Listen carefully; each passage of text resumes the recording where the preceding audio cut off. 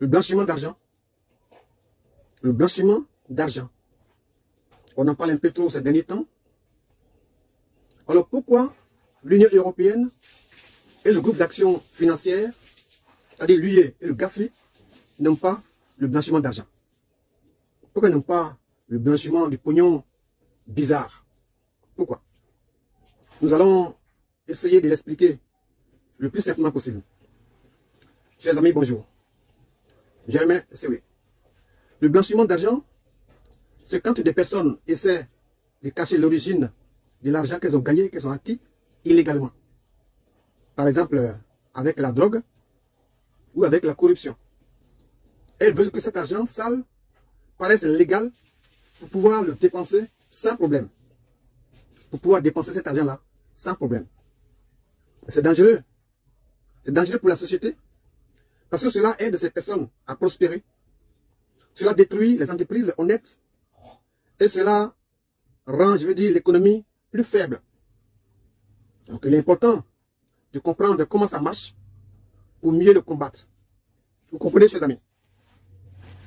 Nous allons parler, je vais dire, des principales techniques pour blanchir de l'argent. Pour blanchir le pognon bizarre. Alors voici les méthodes les plus utilisées par ces personnes-là. Premièrement, les techniques avec les banques et les transferts d'argent. Les techniques avec les banques et les transferts d'argent. Elles divisent l'argent en petites sommes, c'est-à-dire que au lieu de déposer beaucoup d'argent d'un coup, ces fraudeurs font plusieurs petits dépôts pour ne pas se faire remarquer par la banque. Ces personnes font également des faux prêts ou des faux contrats. Elles inventent des prêts ou des contrats pour expliquer l'origine de l'argent qu'elles transfèrent. Elles utilisent des comptes au nom d'autres personnes, peut-être non, pour cacher le vrai visage ou bien le vrai propriétaire de l'argent. Elles envoient l'argent dans plusieurs pays, dans plusieurs directions. C'est-à-dire qu'elles font des virements dans plusieurs pays, surtout dans les paradis fiscaux. Les paradis fiscaux, ce sont les pays où on paye pas beaucoup d'impôts. Ce sont les pays où on peut cacher son argent tranquillement. Donc tout ça pour rendre l'argent difficile à suivre. Deuxièmement, leur technique avec les entreprises et des achats. Les techniques avec les entreprises et des achats. Ces personnes créent des fausses entreprises, qu'on appelle sociétés écran, qui font des fausses factures pour justifier les mouvements d'argent. Ces personnes changent la valeur des marchandises.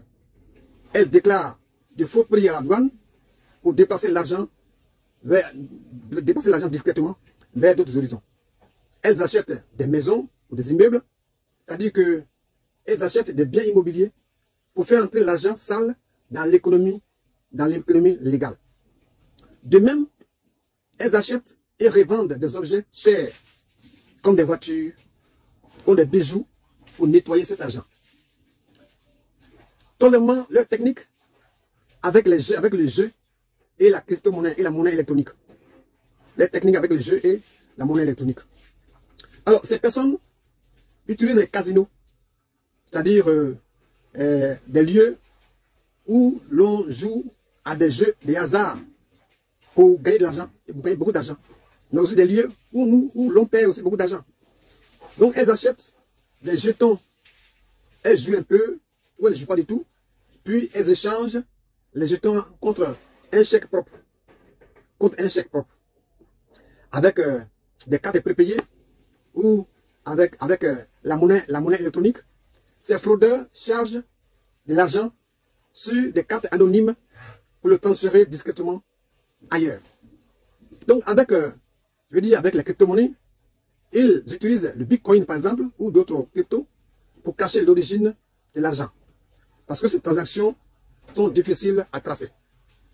Chers amis, ces méthodes sont souvent mélangées pour compliquer le travail de la police et compliquer le travail des enquêteurs. Alors, voici un exemple simple d'un blanchiment d'argent. Un exemple. Un trafiquant a 500 000 € en liquide, c'est-à-dire autour de 328 milliards. Voici comment il pourrait blanchir cet argent? Première étape. Première étape, il divise l'argent en plusieurs dépôts de 8 000 euros. C'est-à-dire environ 5 250 000 francs, 6 fois, dans différents comptes, sous de faux noms, pour ne pas attirer l'attention. Deuxième étape, il brouille les pistes. Il brouille les pistes. Il transfère l'argent sur plusieurs comptes dans différents pays, puis il utilise de fausses entreprises et des crypto-monnaies pour rendre la trace plus difficile à suivre. Troisième étape, il intègre l'argent dans l'économie. Il intègre ce pognon bizarre dans l'économie. Il achète un immeuble, en France par exemple, au nom d'une entreprise fictive, au nom d'une entreprise qui n'existait pas véritablement. Il loue les appartements et les loyers semblent être de l'argent propre. Que ce soit l'argent, mais l'argent propre, il peut ensuite revendre l'immeuble et récupérer l'argent qui paraît légal. Mes chers amis, voilà un peu. Et pourquoi les trafiquants blanchissent l'argent? On peut se demander ça. Pourquoi les trafiquants blanchissent l'argent? Le blanchiment leur permet de dépenser leur argent sans se faire attraper.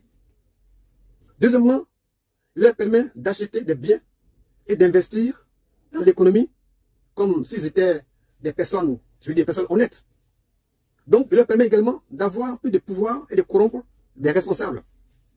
Il leur permet de vendre, ou du moins de rendre plus difficile le travail de la police.